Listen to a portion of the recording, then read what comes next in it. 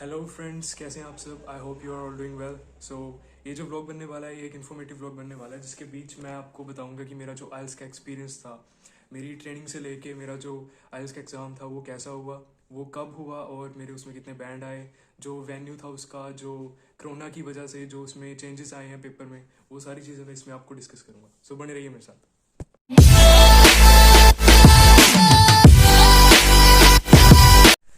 So first of all मैं आपको ये बताना चाहता हूँ कि मैंने जो अपनी ट्रेनिंग ली थी वो मैंने 2019 में अपनी समर वेकेशन में ली थी, जब मैं अपनी 12th क्लास कर रहा था।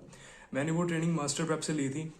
और मास्टर प्रेप एक बहुत ही अच्छा इंस्टीट्यूट है जो सेक्टर 17 में है। और वहाँ से मैंने 1.5 मंथ की कोचिंग ली थी। और उसके बाद मैंने सोचा था पेपर देने का, बट ये दिसंबर में मैं दे नहीं पाया। उस टाइम मैंने सोचा था कि मैं अपना पेपर दूंगा। उसके बाद जब ये मैंने सोचा कि 12th क्लास जब मेरी कंप्लीट हो जाएगी उसके बाद जब मैं अपना पेपर दूंगा, तब ये कोरोना की वजह से लॉकडाउन हो गया और मैं अपना पेपर तब भी नहीं दे पाया। तो नेक्स्ट उसके बाद मैंने जो 1 मंथ की कोचिंग और ली, यहीं किसी कोई टीचर थे अर्बन प्रो से, मैंने उन्हें चूज़ किया था। तो वहाँ से मैंने 1 मंथ की कोचिंग ली उनसे। एंड उन्होंने काफ़ी अच्छा पढ़ाया मुझे। सेक्टर 16 में मैं जाता था उनके पास। एंड मैंने जो उसके बाद जो पेपर अप्लाई किया, मैंने किया था 14 नवंबर को, जो जिस दिन दिवाली थी उस दिन मैंने अपना पेपर बुक कर दिया था। और पेपर बुक करने के बाद मुझे 1 वीक के बाद ही डेट मिल गई थी, जो की थी 21 नवंबर। 21 को मेरा 21 को मेरा रीडिंग, लिसनिंग एंड राइटिंग का ये तीनों होने थे।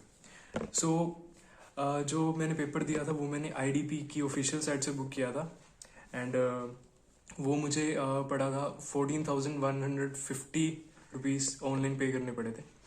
एंड उसके बाद मुझे काफ़ी दिनों तक मैंने अपनी कैंडिडेट लॉगिन में जाके अपनी एप्लीकेशन को चेक किया, ट्रैक किया कि मेरा जो पेपर है वो कब होएगा, क्योंकि मुझे वेन्यू अभी तक नहीं मिला था। मुझे सिर्फ टाइमिंग मिली हुई थी कि मुझे 11 o'clock वहाँ पे पहुँचना है। तो पेपर के 2 दिन पहले मुझे कॉल आई और उन्होंने बोला कि हम आईडीबी की तरफ से आपके लिए कुरियर लेके आए हैं। तो मुझे लगा कि वो जो कुरियर होएगा उसमें मेरा सारा वेन्यू, टाइमिंग वगैरह लिखी होगी। बट वो कुरियर में मुझे एक बुक मिली जो कि प्रैक्टिस के लिए थी। वो आईडीबी की ऑफिशियल बुक थी। और उसमें सबकी 5-5 ट्रेनिंग्स मिली हुई थी, speaking, writing, listening and reading की। तो वो मैंने सारी 2 दिन में कंप्लीट कर दी थी। एंड मुझे पेपर से एक दिन पहले मुझे उन्होंने वेन्यू बताया। और वेन्यू मुझे मेरी एप्लीकेशन ओपन करके मैं रोज़ चेक करता था, तो मुझे उसमें मेरा वेन्यू दिखा था। तो मेरा जो वेन्यू था वो था जीरकपुर रोड पे एक पैलेस है, वेटलॉक मैनर नाम से। तो वहाँ पे मेरा पेपर हुआ था। एंड ज़्यादा कोरोना की वजह से कुछ चेंजेस नहीं थे, बस ये था कि आपको मास्क डाल के रखना पड़ा था। और उसके बाद जो पेपर था वो काफ़ी कैब पे स्टूडेंट्स बिठा के किया था।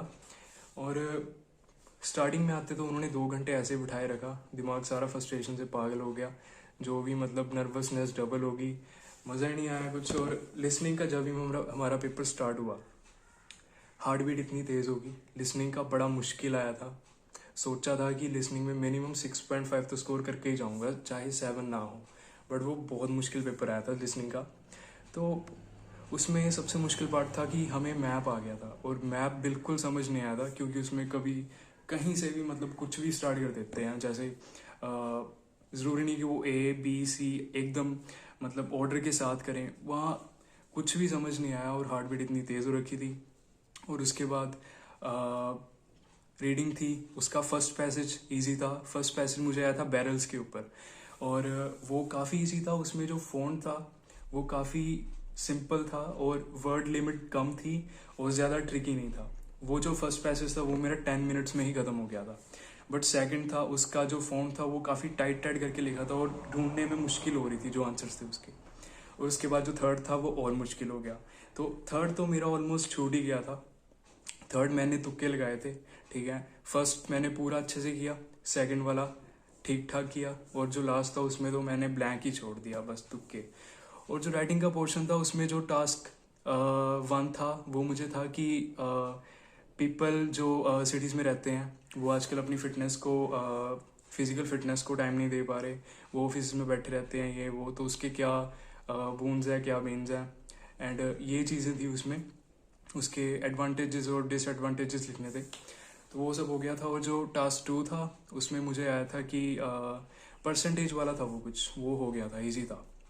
पर उसके बाद 24 को मेरा स्पीकिंग का मुझे मिला था, 24 सो स्पीकिंग में काफ़ी मुझे दिक्कत आई थी। और जो मेरी टीचर थी, जो वहाँ पे एग्ज़ामिनर थे, जो वो काफ़ी फ्रेंडली नहीं थे। वो मतलब काफ़ी वो ना ऐसे लग रहा था कि कोई उनकी ना खार सी है मुझसे पता नहीं क्यों, मतलब इतने गुस्से गुस्से से मैडम बात कर रही थी वो, और ऊपर से मास्क लगाया हुआ था, और ऊपर से एक वो हेडफोन लगवाए हुए थे, और स्क्रीन थी सामने, बैठा नहीं हुआ था हमारे कोई, स्क्रीन थी उसके ऊपर डिस्प्ले हो रही थी, जो टीचर थे वो कहीं और बैठे हुए थे जाके। तो इस तरह से मेरा पेपर हुआ था स्पीकिंग का।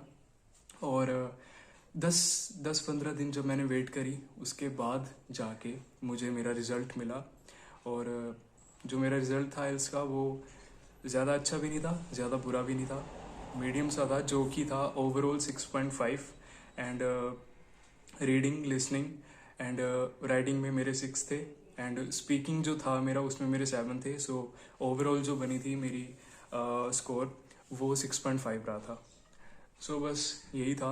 और बाकी नेक्स्ट वीडियो डालूंगा कि मैंने अब किस कॉलेज में अप्लाई किया है और मैं कौन से इंटेक में जाना चाहता हूँ। So thanks for watching guys.